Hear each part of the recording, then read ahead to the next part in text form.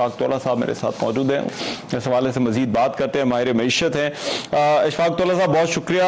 इशफाक तौला साहब, ये जो टैक्स स्कीम्स हुकूमत लाने का सोच रही है, नए इक़दाम का सोच रही है, और खासतौर पर एक टारगेट ये है कि जो छोटा कारोबारी तबका है उसको जो है वो टैक्स नेट के अंदर लाया जाए, और जिसके हवाले से वो ताजिर दो स्कीम भी जो है वो लाई जा रही है। और आज जो वजीर खजाना है वो उन्होंने FPR में जाकर कहा कि स्कीम को हमें कामयाब बनाना है। आपके ख्याल में ये करामद होगी, इससे वो ये जो तबका जो पहले टैक्स नेट में नहीं है वो आ जाएगा, छोटा कारोबारी तबका?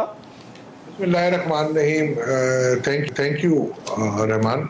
एक्चुअली देखिए, टैक्स नेट बढ़ाना है तो मैं समझता हूँ रिपोर्ट तैयार थी हमारी रिफॉर्म एंड रिसोर्स मोबिलाइजेशन की।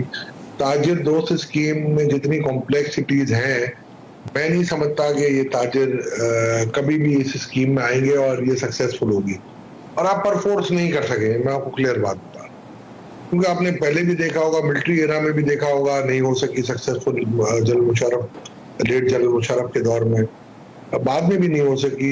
एक हम एमनेस्टी स्कीम लाए थे इनके लिए 2015 में IMF से अप्रूव करा के, वो भी सक्सेसफुल नहीं हुई क्योंकि उसमें भी कुछ इश्यूज थे। एक हमने last year as a reform and resource mobilisation chair, मैंने इनसे एक नेगोशिएशन किया था और उसमें तमाम ताज़ा तंजीमें तैयार थी, और वो मैंने लिख के भी दे दी थी उस वक्त लोगों को कि भाई कि आप इसको बजट में डाल दें। वो बहुत आसान थी, और उससे मेरा ख्याल है 80 लाख के करीब नया ताजिर आपके पास आ भी जाता, और वो एग्री भी कर गए थे कि 1% आप हम पे टैक्स लगा दो, जितना भी टर्नओवर है इसका। अब आप इसको जितना कॉम्प्लेक्सिटी में लेके जाएंगे ना, उतना ये दूर भागेंगे, क्योंकि ऑब्वियसली जो सबसे बड़ा अंसर इस वक्त आता है टैक्सेशन के निजाम में, वो FBR की हरासमेंट है। अभी मैं किसी एक इशू पे किसी ने मुझसे बात की और मैं वो शॉक्ड कि जिस तरीके से नोटिस डिटाई के साथ दिए गए, मैं सोच नहीं सकता था कि किस तरीके से उन्होंने नोटिस दिया और किस तरीके से मेरा ख्याल है हमारा टैक्स पेयर को हैरेस करता है। गाय बगाए मैं बताता रहता हूँ चेयरमैन साहब को भी, बट ये डिपार्टमेंट ऐसे सुधरने वाला नहीं है।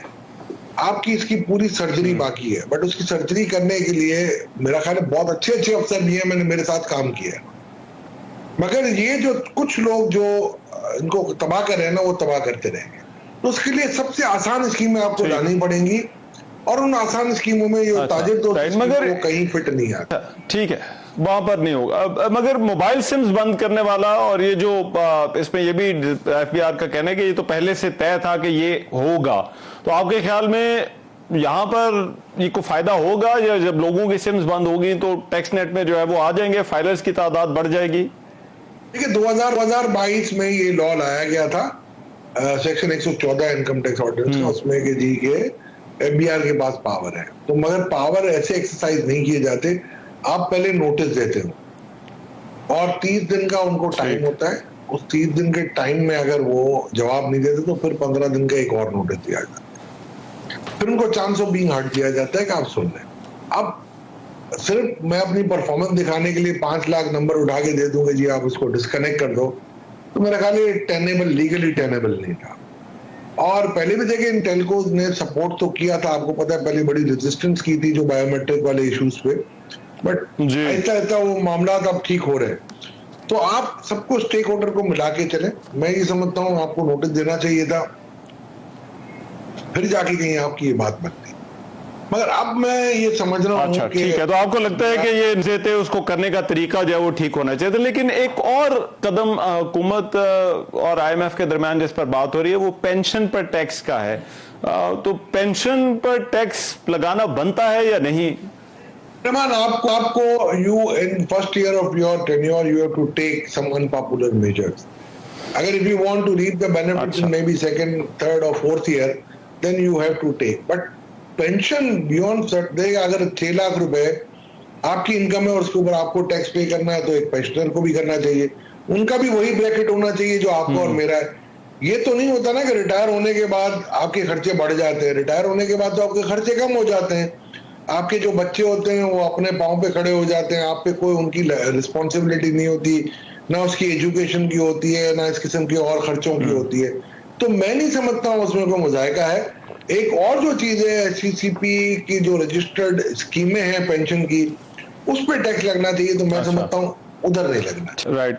और लास्टली इशफाक तौला साहब, ये पैसे रिकवर ना होने वाला एफबीआर में मामला है इस पर, क्योंकि बहस भी बहुत हो रही है और ऐसा लग रहा है कि सारे का सारा मुद्दा जो अफसरान हैं और जो खासतौर पर जो लीगल इश्यूज को देखते हैं जो टीम है उस पर जो है वो डाला जा रहा है। आपके ख्याल में वाकई ये सारा मामला जो है वो लीगल इश्यूज के साथ ही जुड़ा हुआ है, लीगल टीम की जो परफॉर्मेंस है उसके साथ ही जुड़ा हुआ है?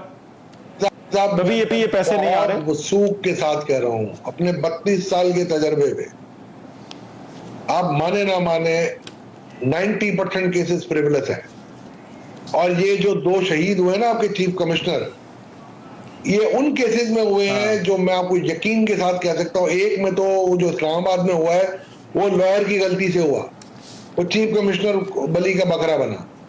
यहां भी जो हुआ है, जो मेरी इत्तलात है, वो केस में जान ही नहीं है। अगर आप डिफेंड करने जाएंगे तो you will be defending the indefensible. तो मैं उस चीफ कमिश्नर को फिर आप कहेंगे कि जी ये केस कैसे आ रहे हो आप, तो मैं नहीं समझता कि इस किस्म की रविशों से आप एफबीआर में भी थरथरी मचा देंगे।